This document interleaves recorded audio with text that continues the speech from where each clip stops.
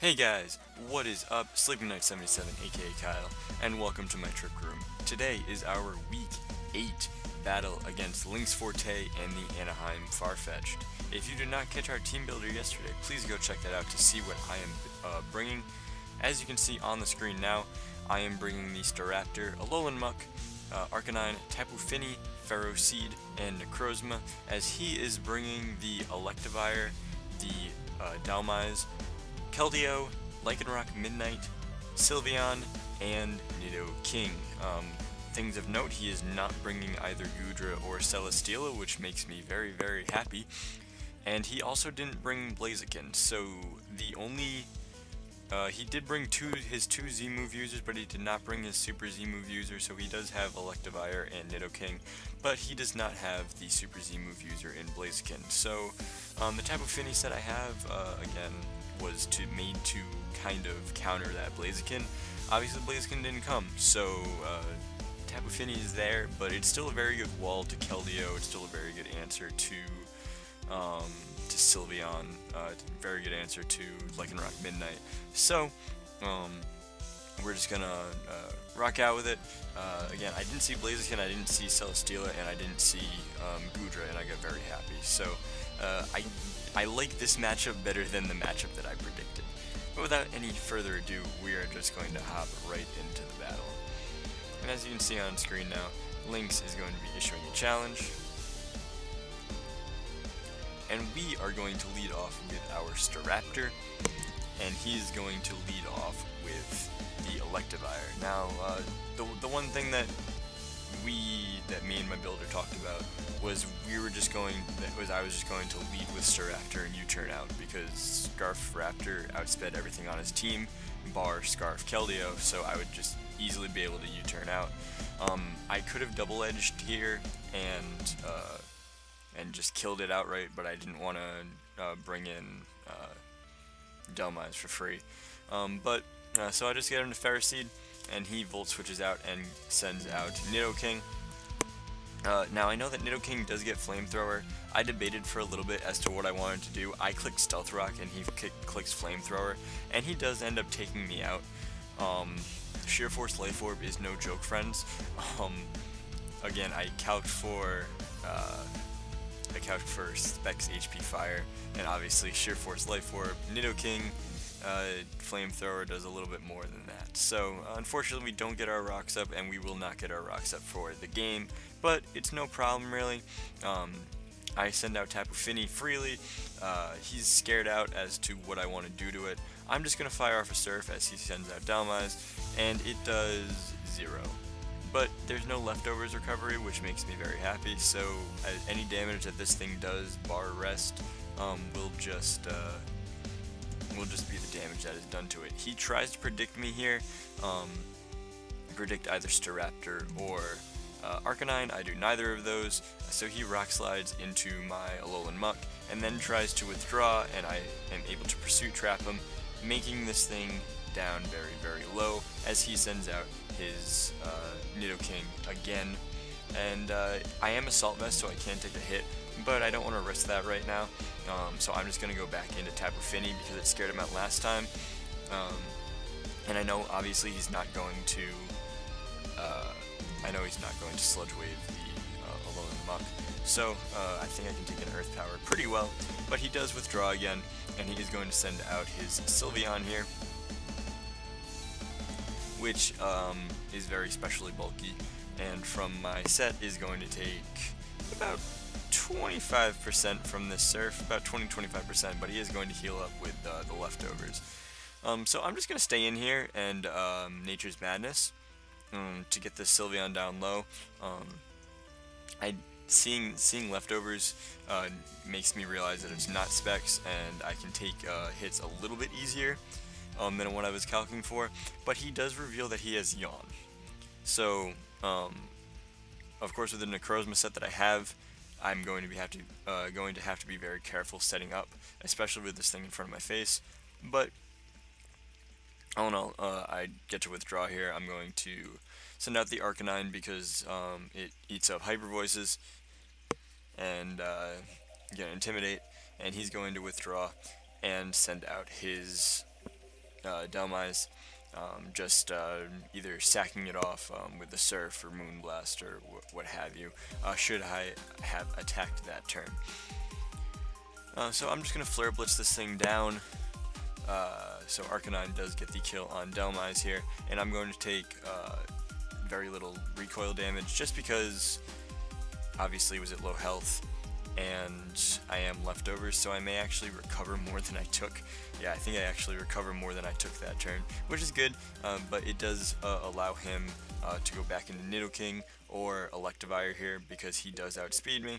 He is going to Volt Switch and just go into Nidoking, and no, he goes into Keldeo here because I wasn't going to Wild Charge. I actually thought about Wild Charging just for a little bit because I knew that Electivire outsped me. I was still predicting Scarf just because I know that Scarf Raptor outspeeds Scarf Electivire, and he hadn't clicked another move other than Volt Switch. So I was still predicting Scarf on the Electivire, but so I knew it outsped me, but again, I was predicting Volt Switch, did not Wild Charge, and he's going to get a free Calm Mind off on this Keldeo, which is fine.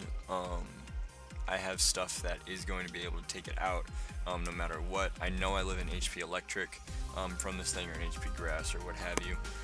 So that's completely fine. I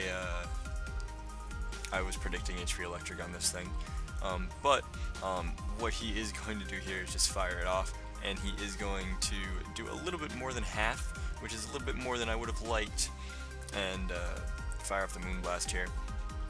And it is going to bring it down to very low yellow health. With my leftovers recovery, I think it was a roll to kill. I'll be completely honest, but he does predict me to go into a Alolan Muck here, and he Secret Swords, and I am going to fire off the Moonblast and take out the Keldeo. So Tapu Fini gets its first kill of the year. 7 games into the season. Congratulations, Tapu Fini. I think I may finally be starting to figure this thing out, guys. But he does send out his Electivire. I don't really see a use for Tapu Fini anymore, based upon a switch-in. So I'm just going to let it go down, and I'm going to send out Necrozma here to start setting up. Because again, I calced the Thunderbolt. I think it was like 30 to 33 that I was gonna do, and Volt Switch is gonna do about that. It's gonna do about 25, and I'm just going to be able to Calm Mind here, and even as the Misty Terrain goes down, I'm just going to continue setting up, because even with the Lycanroc, it needs to crit me. So if I know that if I set up 2 Calm Minds and the Iron Defense, I know it's going to need at least two turns of sleep to kill me, maybe even 3 turns of sleep, and or a crit from a Stone Edge. So I'm just going to set up another Calm Mind here. I know he's going to yawn, especially with the Misty Terrain going down. That was a very easy prediction for me, but it does mean that I do get another turn of setup. And I know that he's going to bring out his Lycanroc as soon as I get put to sleep, because I do have to burn off that 1 turn of sleep. So we're both going to get our leftovers recovery. Obviously, I go faster because I outsped this. I speed creep this thing to outspeed. I think I said max timid in the video. I meant to say max modest. So this thing will outspeed max modest. Obviously, it's not scarfed, or it's timid, or it's not timid. The Hyper Voice there does absolutely nothing, and I Iron Defense, I get my leftovers, and I'm going to be put to sleep here. So now what I'm really hoping for is a 1-turn Wake Up, but I know that I get another turn of free leftovers here, because he is going to withdraw and go into his Lycanroc, which is the obvious play, especially with 2 Calm Minds up and the just the Iron Defense up. I know that Stone Edge has a high chance of crit, and I know that Lycanroc is going to land all of its Stone Edges because of no guard. So again, he either needs a crit or he needs 2 turns of sleep, maybe even 3, but I do get the 1 turn wake up, and I am just able to moonlight up right here. A crit is a roll because he revealed Jolly to me afterwards. So a crit was a roll to kill, I believe, but I did have a little bit of defense investment and some HP investment. He is going to Stone Edge, he is going to get the crit here. I am going to live on 34, and I am going to set up another Iron Defense. Very smartly, just because I don't want these Stone Edges doing that much to me. I know it has a high chance to crit, but or an increased chance to crit, I should say, because that increased chance I think is like 12.5%. So it's still a very low chance. With the +4 Iron Defense, I live on 6, and I am going to be able to moonlight up. And I want to get back to full health, so I am going to moonlight up the next turn as well. So I do have to, I don't want to waste the setup, obviously, so I just want to get back up to full, or get back up to as close to full as I can, set up another Calm Mind, and then sweep, because the reason I think I needed to set up another Calm Mind was just because of that Sylveon. If that Sylveon was a bulky set, I wasn't going to kill it from the range it was at, but obviously Stone Edge does nothing here. I do Calm Mind again, and I am going to Moonlight here because I know that from this range, based on the critical hit health he did last time, I'm pretty sure I lived not very well, but I do live another crit.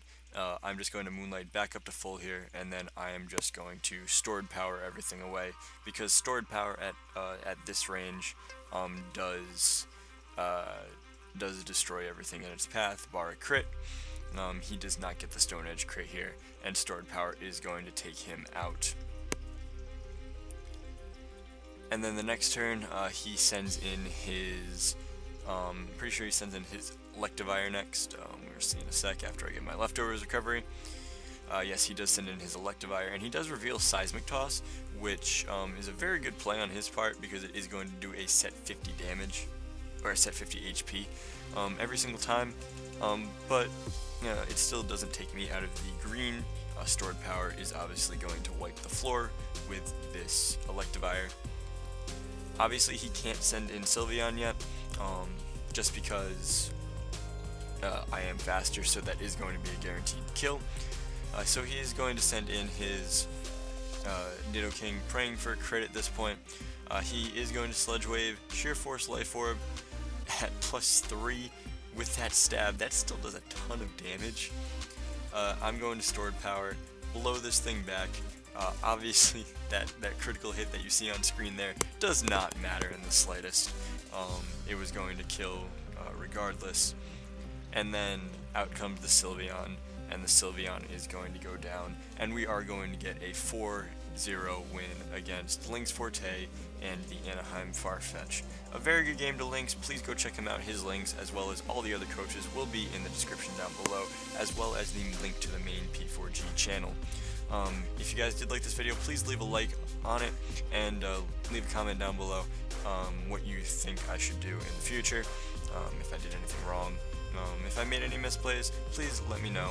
It would be greatly appreciated on my end. But until next time, guys, I am Sleeping Knight 77, and I am going to go to sleep. Good night.